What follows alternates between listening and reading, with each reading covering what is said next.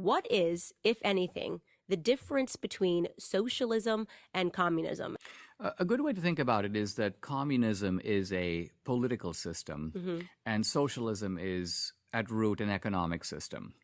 They're cousins, they go well together. The Soviet Union was communist and socialist, and at some point it overthrew both. So the Soviet Union now has a certain type of gangster capitalism, but it's neither communist nor socialist. But look at China.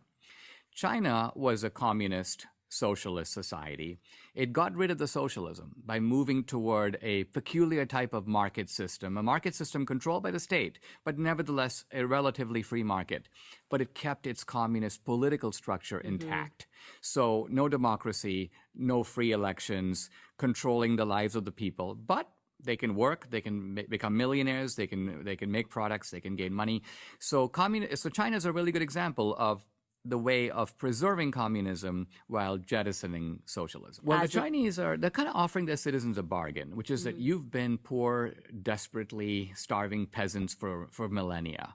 We're going to basically fill your stomach, and we don't want you to say one word about your rights because we're giving you something you've never had before. And they're trying to keep the Chinese content with that bargain. And that's the question. Turning to coronavirus for a second, the left needs today the politics of fear. This is kind of why they try to whip us into a frenzy all the time. See, Marx thought you wouldn't need any of this. Marx thought that the revolution was scientific. It would come automatically. You don't even have to fight for it because it's going to happen by a law of history. But nowhere did the workers revolt against the capitalist class, not in Marx's time, and not to this day anywhere in the world. So the left has realized Marx was wrong about that. There's nothing scientific about socialism. What we need is panic.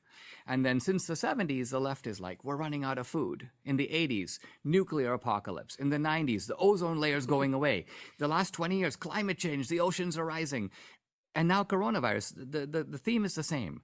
We want to take rational people and create a crowd stampede. So because crowds behave differently than rational individuals in the crowd. If you can get people to think that their lives are in danger and they have to run, then they behave in ways, they do things, they submit to irrationality, and the left thrives.